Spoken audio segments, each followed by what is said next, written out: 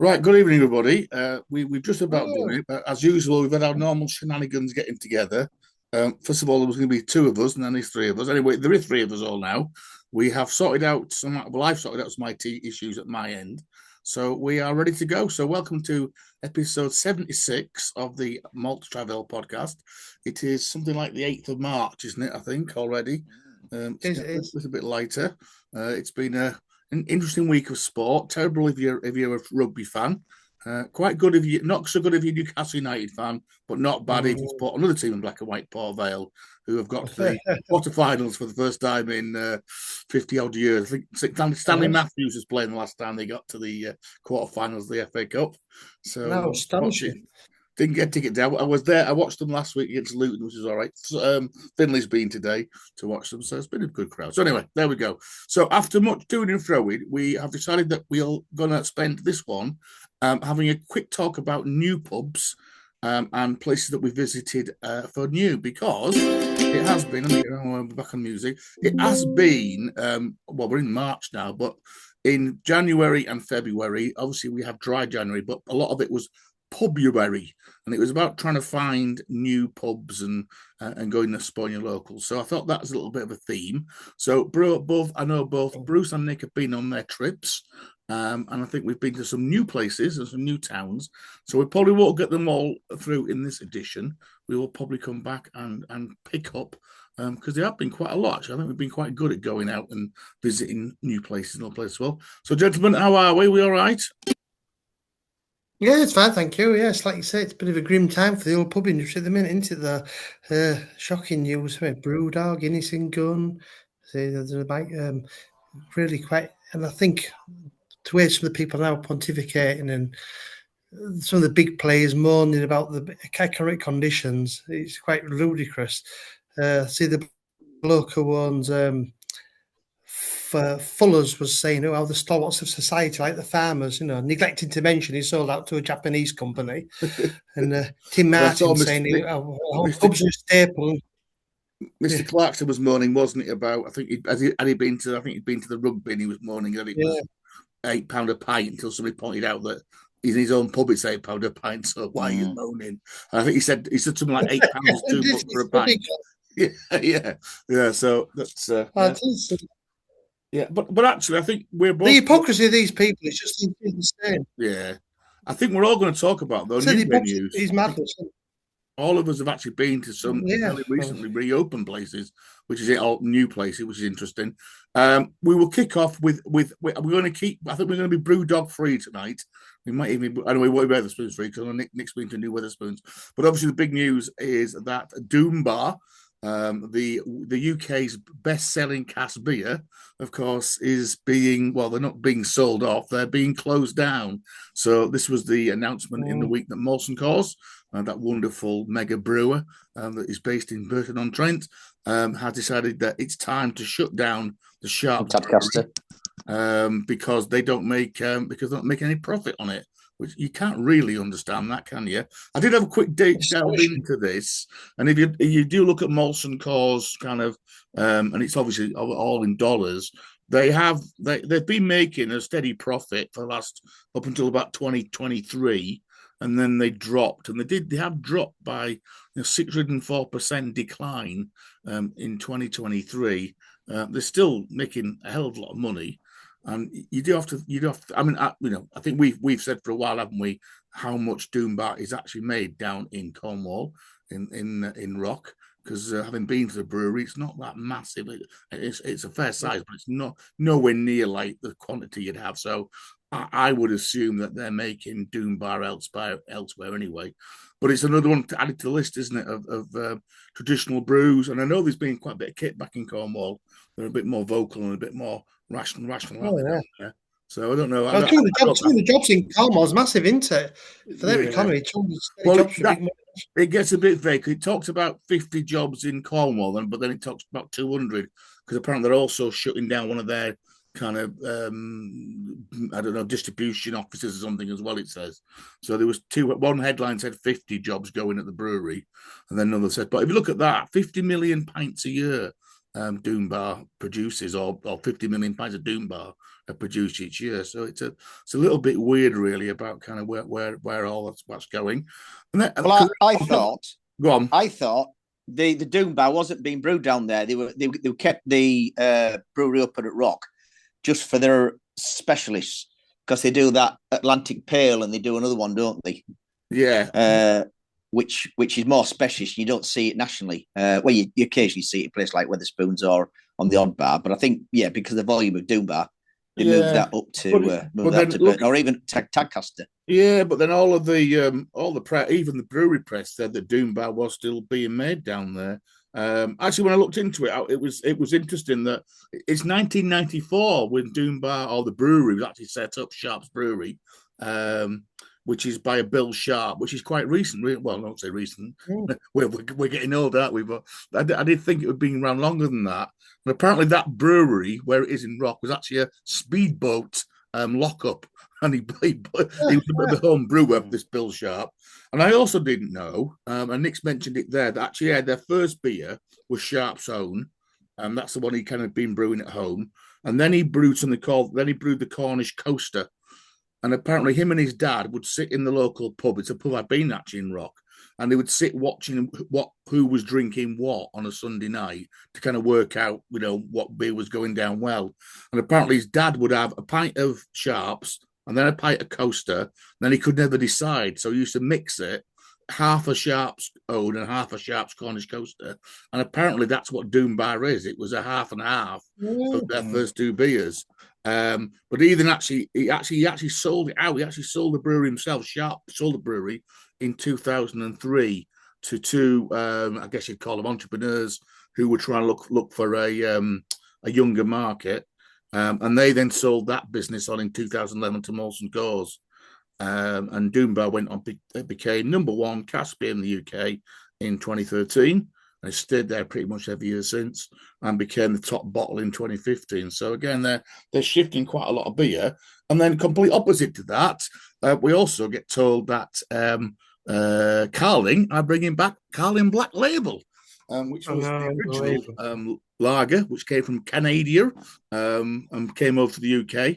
And they're bringing that back. So it's funny how these nostalgic beers are kind of, in one way, making a comeback. We've talked about Bass. I mean, Bass is massive now.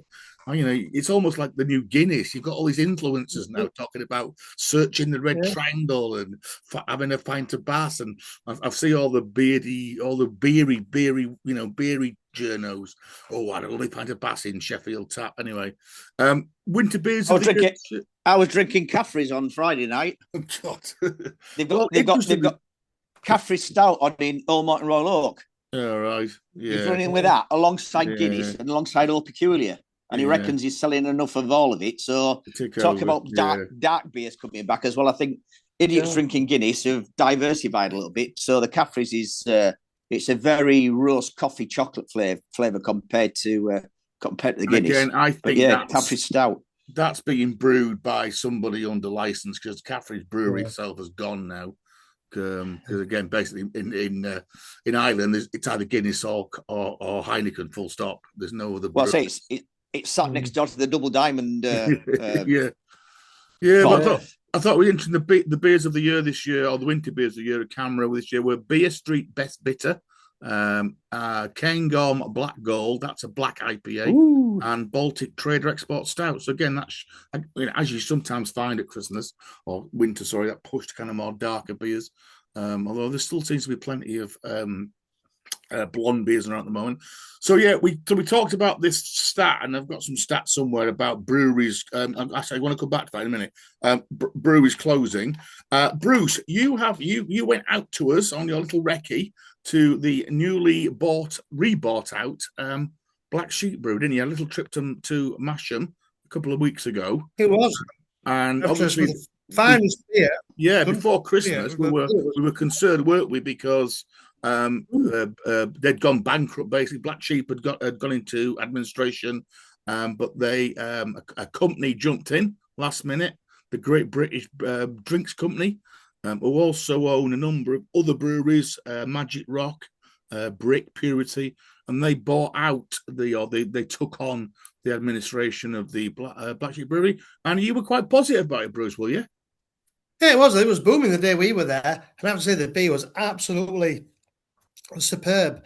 I mean, of course, just reading your little article on YouTube there, you forget that if they'd have gone, the brewery is a fantastic building. That would have gone as well. It'd been a huge hole for Masson to fill, wouldn't it? Yeah. Well, you have to say, the beer was. But I turned to block me out of the bar there, and he was saying the trouble is, he said you really have to look after Black Sheep beer, and he says you know it's really good beer, but he said a lot of pub landlords, he says you really have to be a good sellerman to stock it, because if you don't look after it, you'll go down rapidly. And he said, unfortunately, you know, there's a kind of decline. We're able to look after beers now, you know. But yeah, I mean, I have to say, breweries, we didn't do the tour, but we went in. There were loads of tables there. They were doing pretty good looking food, and it was certainly booming. And lovely staff there, but really awful for them if they'd have gone, really. But yeah, that is a top out, because you visit 2 breweries literally within 5 minutes walk. Back out. Because I've been reading that Theakston's apparently are under threat, aren't they? Again, I mean, Theakston's became independent again. They bought themselves back out of. I think were they Scottish and Newcastle, and whoever took them over. I think that was maybe. But I've read that they were struggling. They have a small visitor centre, don't they, Theakston's, but they're still got the white. Is it the white bear, isn't it? Which is got there. Yeah, they've got a bar at the brewery, of course. I mean, what they do seem to be doing is they're obviously involved in a distribution deal with Heineken and Star pubs, because you see all the Heineken barrels there, and obviously when you go a lot of these Heineken Star pubs, there's often Theakston is the default cask beer. So it's like we've got a lot of eggs in one basket. But it really would be a shame, because I mean it's so steeped in our sort of beer heritage, and it would be awful if it happened to Theakston. And that brewery centre again, the bar feels like a proper tap room there. They have a fire roaring away. Beer's great, but yeah, I read that myself. It's a bit worrying, that, isn't it? Really, because see, like Nick mentioned though. I mean, I know they are doing a lot of that beer in the wood. I noticed that. I picked up Stockpot Cameras magazine, and they just had a festival of beer in the wood. And I think not all Theakston peculiar, Nick, but most of it goes out in wood, doesn't it? Still, I think it's been a bit of a marketing success. That because I've seen a lot more places now, and yet OP was always a specialist beer rate, really too strong. And I've seen a lot more that literally have it on permanent. Hey, I've just googled Caffrey's. Guess who is making it? Go on. Molson Coors. Molson Coors. Yeah, it doesn't surprise Molson Coors relaunched it in early 2026. It's a 3.4 stout. And at the bottom, it says it is positioned as an accessible, lighter-bodied alternative to traditional stouts. So they're going after Guinness, but they're making it a lot weaker and trying to put a bit of flavour in it. So, yeah. Okay. And then the other bit of news, so we get on to tonight's main item. I just picked up this. I don't know if have you seen this. There's a British pub, which is one of the whatever social media I follow, they talked about Sparkler, and they'd come up with a dividing line which runs from Gloucester up to just Lincoln, just in that. Below that you never get Sparkler, and above it, but I've got to say, often in the Midlands here we don't get Sparklers on quite a few of our cask beers, so that was an interesting one. But the theme of today was this thing about these pubs that are closing, and there was a quite good article, I think it was in Pellicle or somewhere, and I've not heard this before, but this concept of pubs being these what they call third places. It's a bit kind of academically arty-farty kind of stuff. I think it was true, really, that the pub often is the heartland, isn't it? It's not just a pub. It's where people go. It's where people socialise, where people go for, to celebrate life, death, and everything else. And it was saying it's not just when a pub closes, you lose the drinking, but you actually lose a bit of community. And there was some truth in that. So that's something that I think we're going to look at. What they blamed, actually, a lot of what they blamed in this article was actually the equity firms coming in. And we've talked about this, haven't we? I was just going to test you both about, do you know, quite a lot of our current brewers and pub companies are actually owned by fairly massive global equity. And all they see, of course, they see real estate. They don't see pubs and community. They just see figures, don't they? So, Ally Cashing, he bought out Green King.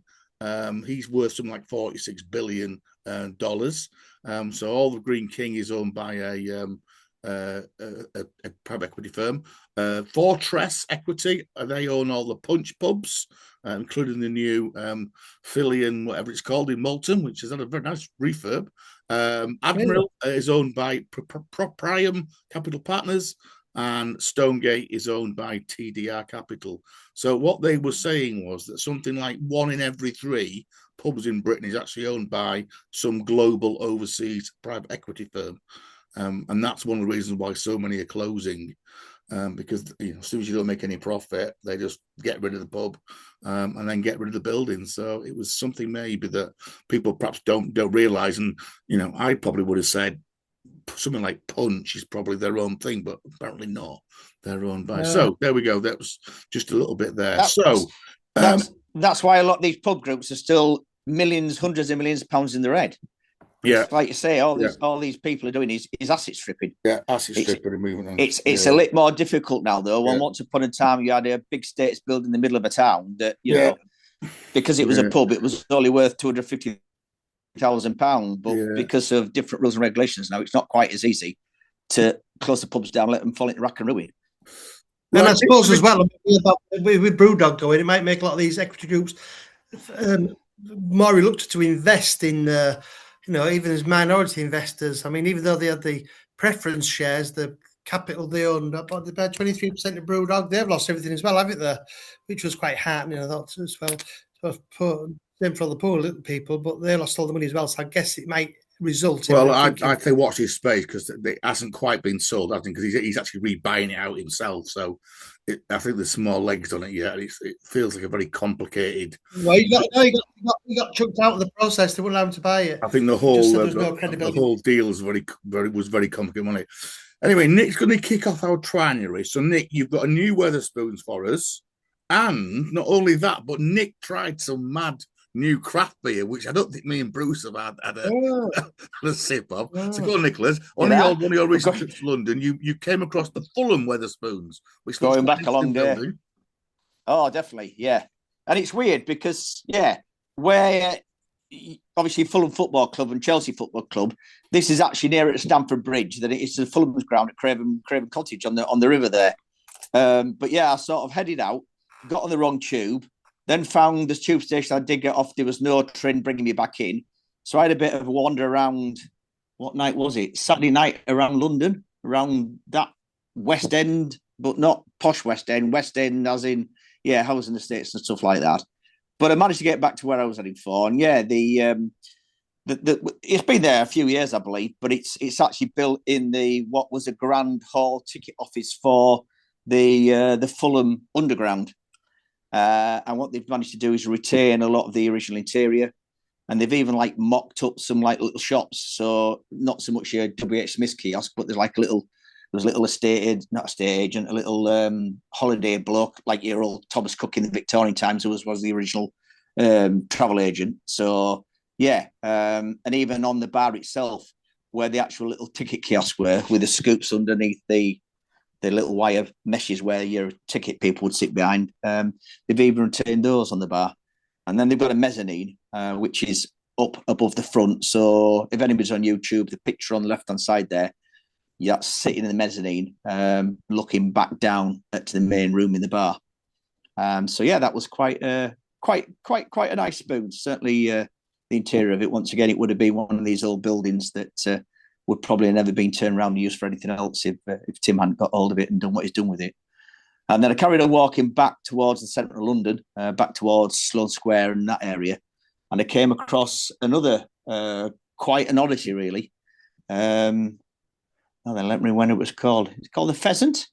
And it's actually at the end of its little private street. There's actually a traffic barrier across the road that controls the cars that can go in and out of there. And it's in the Camera Heritage pub guide, in that it really does feel like a little country pub, but in the middle of the city. And it's just got 2 rooms, one either side. You're walking through the front door. There's only one door, and you've got a little off sales counter that is the end of the bar, but it's still all sort of partitioned off. And then he said to me, "Are you eating with us, sir?" I said, "No, just coming for a drink." So he sort of pushed me to the left hand side. And the spot was packed, but there was only maybe about 20 people in there. That's how small it was. And then, as I say, around the other side, it was a bit more relaxed, people sitting eating. It certainly was. We've heard of Sloane Rangers and Chelsea people. It certainly was higher end. But the beer price wasn't that bad, actually. I think it had some that's say hostel tribute in there, which was all right, and it wasn't as expensive as paid other places. But yeah, it's surreal that you've got like this little country pub that's literally at the end of a road, just around the corner from Stamford Bridge football ground. Because if you've been to Stamford Bridge, I mean, they just don't have the football ground. They have hotels, they have business conferencing. It's huge, it really is. So that was my little trip down into London, and then I ended up another place that Cadogan's that is quite famous. Once again, heading back into the city, and that was Victorian, interesting. They have some interesting toilets in there. I did take a photograph, but I don't think I've sent it on to you. Well, I think toilets, nice, great toilets at British pubs will be maybe a future episode. Yeah. So when was the mad squirrel? I know, I don't know. Try to remember. That must have been a Wetherspoons then. But you said it was. You said it was. You'd worked out this was the most expensive drink that Wetherspoons was selling, and it was one of your London ones. Yeah. Well, you see, with Brewdog being under threat now, I don't know what's happening with their Elvis juice. Yeah. Because some spots have sold out completely, and I noticed I was looking somewhere the other day, and they've gone into the 440 milliliter cans. So he has introduced some new craft. And yeah, Mad Squirrel Sumo was it didn't describe it. It was going to be all cloudy and yucky and horrible, like the stuff that you like. But I'm afraid that's what it was. It was one of these, strong sort of slightly winish IPAs that tried it once and that was enough. So regular listeners will know that Nick's not a particular fan of hazy crafty beer. Much prefer crazy crafty beer. Yeah. So we'll have to take that on. Right, Bruce. So you managed to get to Doncaster after we kind of cajoled you a bit, because we did have a bit of we had a trip to Doncaster. About 18 months ago, didn't we? Which you got on Girl Guide duty, so you had to slightly curtail it. So me and Nick had an interesting walk around Doncaster on a Sunday afternoon, I think, Nick, wasn't it? And we came across the Doncaster brewery tap, which was fantastic, and a little plough. So Bruce, you managed to get your own little trip around Doncaster.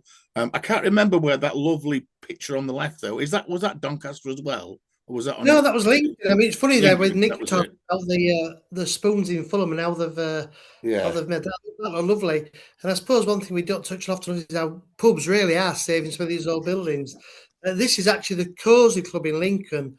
I have to say, I think along with the Victorian Commercial in Leeds that Kirkstall Brewery have just reopened, this Cozy Club it's a shame they don't have a Caspier on. The job they've made, this was the old Corn Exchange in Lincoln. And Cozy Club have taken it over, and it's made an absolutely stunning job of it. And what's astonishing is those big posters on the right hand side. I thought they'd been retouched and were sort of retro copies, and actually they're the originals. Because the building was covered, they were sort of looked after, and all the local merchants and corn merchants and agriculture merchants paid to have these vast posters into the building. And I say, it is a fantastic building inside. You could very easily have seen Wetherspoons going in there, but of course I've got quite a strong presence in Lincoln. So it's a Cozy Club, not a place I frequent too often. And but we had to bow to Christine and her friends who wished to go there. And it's sad actually as well, because I mean it's a really great drink establishment, but they have no cascade now in Cozy Clubs. All those lounges that are everywhere. I mean, a bit like Wetherspoons, they're in all the high streets and are keeping what's left High Street alive, because I was in Peterborough a few days ago and they make a really nice job of them, stay open late at night, bring a bit of life to High Street. But I say, on that subject of pubs, I mean, I think probably the finest one I've seen is the Victorian Commercial in Leeds that's just been reopened. I think it had been kind of mothballed quite well, though, to be fair to them. That's worth a look. But yes, Doncaster, I went to the little plough first. Just on the way back from Lincoln, because we wanted to get back, and the evening ended up in rather disastrously in the Cosmo all-you-can-eat buffet, much to the Christine and her friend Lorraine, they were quite shocked. That's an experience, I can tell you. The Cosmo buffet in Donny at 9 o'clock on a Saturday night. Although I had quite a lot to drink and did enjoy a bowl of wine gums with custard for my dessert. But yes, the little plough. It was quite interesting. Talk about old pubs and the need to preserve them. And have you been to the little? Have you been to the Yeah, little we went on our trip. Yeah, we actually. It looks like you were in the front bar. We actually had the back bar to ourselves, didn't we, Nick? Yeah, I mean, nice. Yeah. So handy to the station, just around the corner, isn't it? Yeah. It's an example, really, that sometimes we talk through rose-tinted glasses about what pubs were like, and we'll have all been in pubs like this growing up, and those 70s throwbacks, and they really were quite dreadful and characterless. And this has been preserved like that. But I have to say, I've not been in a pub like that for a long time, and while they're trying really hard to be, I have to say the old vibe just took me back to some of those dreadful estate type pubs and really boring pubs we got when we were growing up, really. So a great example of its kind, but I think it did make me think that, is it always the best there? Or was it taken with it at all? We quite liked it because the back room is, I agree, the back room is very 70s. It's still got the bell pushes behind the thing, all red velvet seating, wasn't it, Nick? But we had it to ourselves. There's an interesting little, I'm presuming you went to the loo brews, I bet you did. The loos are quite interesting. Oh my. Through the smell was pretty that. I'm going to say you follow your nose for those. Little, and then there's a little courtyard where people sit outside the toilets. I don't know how they do it. But not with the smell coming from the loos. Yeah, oh, God. Always good when the beer's on. I think interestingly, when we were there, I think they had Akon on when we were there. So that must be a regular. And Ossett was on as well. So ceramic tiled frontage or interesting stone frontage. Yeah. So and I said literally 2 minutes walk from the station. Yeah, and he's had the foresight, hasn't he, to go down the rail route because he knows it draws people in. Yeah. Fair game. So you have to applaud that vision. And then completely different is the Doncaster Brewery Tap, which again me and Nick have been to, but it was new for you. So this is a typical shop recyclement, isn't it? Of an interesting, very interesting place. So go on, what was your take on it? Like you pointed out, the man and lady one are absolutely lovely. Great range of beers, very eclectic mix of people in there. They've got a bit strange speakeasy up there. I really liked it. I mean, to be in the midst of Donny and do that, because, Doncaster is a town that, looks like it looks like it's in pretty much terminal decline, isn't it, Doncaster? So fair game to them for putting this there and having a refuge for people. I really enjoyed it. I thought the staff were lovely, enjoyed the beer. There was a very strange mix of people there. They had a terrible singer on, though. My God, he was awful. I know they could have emptied the place. Although interesting, talk about Doncaster, what I have since learned about is that there is something in Doncaster called the Donny Crisis Buster. Now, rather incredibly, you either start at 2 o'clock or 8 o'clock, and 7 pubs have joined together to form the Donny Crisis Buster. So you pay £20 and you start at any one of the 7 pubs at either 2 o'clock or 8 o'clock and say, I want a Crisis Buster wristband. You pay £20 and for 4 hours you can visit 7 pubs, not the type of pubs we'd go to our to, but you get unlimited beer, lager, cocktails, wines, shorts, and every pub puts on a snack, might be sandwiches, pizza. So for £20, believe it or not, on a Saturday in Doncaster, you can drink for 4 hours as much as you possibly can across 7 pubs. Now, the night we were there was a fog had descended on Doncaster, and it felt like the end of the world. It was just full of marauding, drunken people. I didn't know why. And the fog gave it a bit of a sinister feel. But I say I've since learned about the Donny Crisis Buster. So if you Google it, apparently it's growing in popularity, and now shed loads of people coming from all over South Yorkshire and beyond to do this. But insane. 4 hours, all you can drink, pints, I'm sure it'll all be. Okay, spirits, cocktail, £20. How about the cost of living crisis tip? Yeah. Well, I would say for the breweries, go on a Sunday, because on a Sunday they were free cheese buffet, which was very nice. On cheese board buffet. We found it really nice, didn't we? Yeah, like you say, the couple who own it are really good. Interesting clientele in there. In that they were quite chatty with us. They were giving us I think they recommended the Plough, didn't they? I think they said to us, we said, we can go to one more pub now. And I think they said, to go with a little Plough, which is interesting. I had a number on my radar and I mentioned the Plough thing. Yeah. Or the little Plough, as it's called. Officially, it's called the Plough. Yeah. Everybody calls it the little Plough. I mean, interesting about Doncaster. Years ago, I think me and Nick certainly went. There was a little pub there. It was a Vaux pub, and it was famous for having the highest bar in Britain. Oh, yeah. Now, I wonder what that is now. Obviously, Vaux has sold it. Yeah. To see what happened to that pub. I think that was called the White Swan or something. Yeah, you had to start standing. You went into the front room. You had to reach up for your beer, didn't you? It was quite bizarre. What happened to that? Because the thing about the plough is it's got that wonderful. I'm trying to think which brewery it was. It's one of the whole breweries, isn't it? On the front, it's got all tiled on the front. No, it's Bass they're advertising actually, unless they've changed it again. It's a name of a. It'll come to me in a minute. Darley's? No, I'll come to it in a minute. I've just checked that the Cozy Lounges, Bruce. Guess what? They were sold to the Fortress Investment Group in 2025 for 354 million pounds. So they're another chain owned by a private equity firm. And Fortress, I'm sure, was Fortress on our list. I'm sure, So they own Punch as well. So it's the same one as Punch. So something Grimsby Ales on front of that pub, the little blow. Something Grimsby. Oh, that rings a bell, yeah. Yeah. Right, I'm going to jump because I'm conscious that we've run out of time. Nick's going to bring us back to Selby, probably in our next our next thing. I know we've got 8 minutes left. Bother. I think Nick, we'll do it about because I want to talk to you about Congleton, which is I wouldn't say it's new for me, but I've had this thing about getting myself out every weekend. Although I've failed recently because of the rugby. But for the most of the Saturdays in January, I was getting out. I was using public transport, using either cheap Northern tickets or just cheap Northern trains because I can get to Congleton for £2 on the train, which is really, really good. So in this case, I actually used the bus on this one. I went on the bus and I actually went to Biddulph originally and went to a brand new Wetherspoons called the Bradley Green, which was very interesting. Biddulph is a kind of former little mining town, top end of Stoke-on-Trent. This Wetherspoons, I got the last table at about 10 o'clock on a Saturday morning. Unbelievable how rammed it was. But my main focus, what I then did was I walked down the old railway between Biddulph and Congleton, which brings you out onto the canal, which is the top end of Congleton, because there were 3 or 4 pubs in Congleton, which I knew-ish, or I had never, ever been to, despite living in this area for 30-odd years. So, first of all, I would say the Wetherspoons in Biddulph is definitely worth a visit. I didn't try any beers there, but I had a very good breakfast. And then I set off on about probably an hour and a half walk, a really nice walk, actually, spring walk. And I got to Congleton, and the first stop in Congleton is a new place called the Wonky Pear, which is a very interesting little pub. If you're on YouTube, it's kind of it's the little white building, pointy building. The bar was there. It was steady on a Saturday lunchtime, mainly people drinking coffee.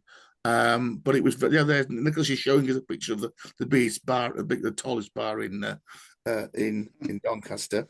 Definitely worth a visit. They do tend to focus on Beartown Brewery beer, as that's from literally down the road. I did have another pint, which wasn't great.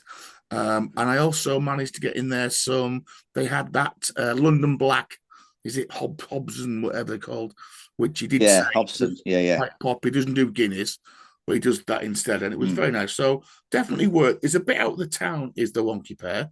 There are 2 of the pubs right next to it on the railway, that one called the Railway, but very, very good.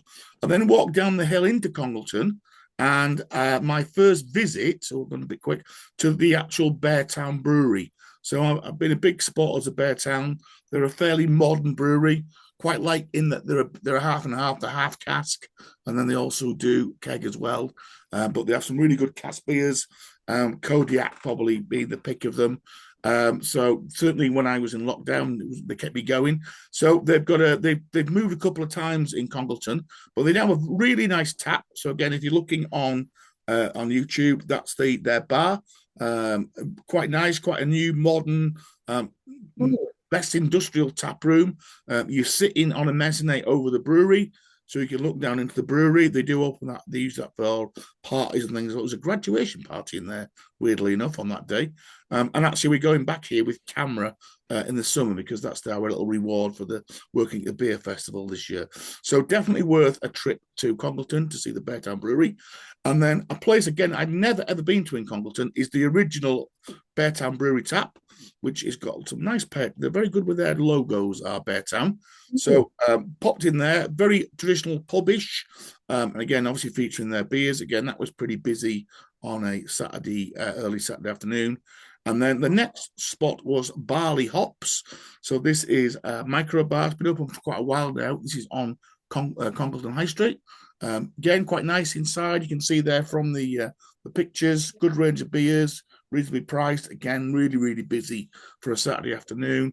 And then my final trip was a little bit of a kind of close the circle. There is now a brewing quarter in Congleton. And the foundry, this is Bollington Brewery. I mentioned when I'd been to Macclesfield and I popped into their brewery in New Tap, and they've obviously a brewery with some money because they've put a huge, great place. In fact, there's two different bars next side by side here, but definitely worth a visit. This place was absolutely rammed. It was now kind of Saturday 4-5 o'clock-ish. It looks a bit like a foundry in a way, but actually inside is really, really nice. So definitely worth a visit. So Congleton is definitely a bit of a beery town now. I like them lamps. They're like hops, aren't they? Yeah. It is on the West big Coast hops. main line, although you would probably have to get out at Macclesfield or at Stoke and just jump on the local train to get onto it. But yeah, definitely worth it. Some cracking beers. There's a really good Spoons. I went in there as well. That's in the old one of the old banks in the town. There's some other old traditional pubs. Jowls has got a pub in there as well. Typical, the really oldie worldy wood. So Congleton is definitely a place. Definitely. Yeah. So the visit to new pubs continues. So I say we'll pick up some more of these in the next episode that we talk about, because I went to a new place in Whitby, which I know, Nick, you've been to. So we'll talk a little bit about drinking in a Methodist church, which is a bit weird because Methodists are very famous for their teetotalement. I also did a couple of recce's to some new pubs in York, which again, I don't think Nick's been to them yet. Bruce, I think you have tried both of them. Northern Factory. So we'll talk a little bit about that. And then also the Little Ale House, which I would strongly recommend, even though it's next door to Tremblay House of Madness, but definitely worth popping in there, Nick. You'll like it in there. It's better than Trembling, much more casky. Quite a nice clientele. And then I'm also going to talk to you about this little gem which I found last weekend, which is the Vine in Pitts Hill, which is a former colliery village in the north, in North Staffordshire. And Nick Bruce talking about in the little plough going back. This place, you are definitely going back. I don't remember the pictures are. You are definitely going back 50 years in this place. Actually, the pub was shut for about 30 years, and it's only recently reopened. And it is, you are walking into literally. It reminded me of the pub in the what's it called? The Durham. What's the museum called? Living Beamish. It reminded me of up there, which is a bit like that, isn't it? It's not quite candlelight and gaslight, but it is gas fire. Doilies on the tables, and definitely worth it. And the beer was all right. Actually, the beer was all right. So that's the Vine in Pitts Hill. So we'll definitely come back and talk about those. We've also got some more Northern Rail tickets. So we need to get rid of those in the next couple of weeks. So we are trying to maybe get another little trip together. I think Rochdale might be Rochdale by the sound of it, that we might be able to both get to, or all three of us get to. We possibly want one pub either side, maybe on the railways, depending on how that goes. Any other plans, gents? Where are we this week? Are we out and about? What are we doing? I'm going to Newcastle on Thursday because we were there. We went to the coast. We had a sunny day this week, so we spent so long at Tynemouth and Cullercoats and Whitley Bay that whenever we'd got a voucher for restaurant, never used it, ran out of time. Well, fill up an ice cream at Whitley Bay, then could have our tea, so I need to go for our voucher. Nick, anywhere for you, Nick? Are you back at work now? No, I did Edinburgh obviously last weekend, so I found a couple of new places in Edinburgh. So in the future, might talk about those. But wonderful. No great plans unless we get to weekend sorted for the Northern Rail. Yeah. Okay, we're about out of time, guys. That's been a bit of a short run through.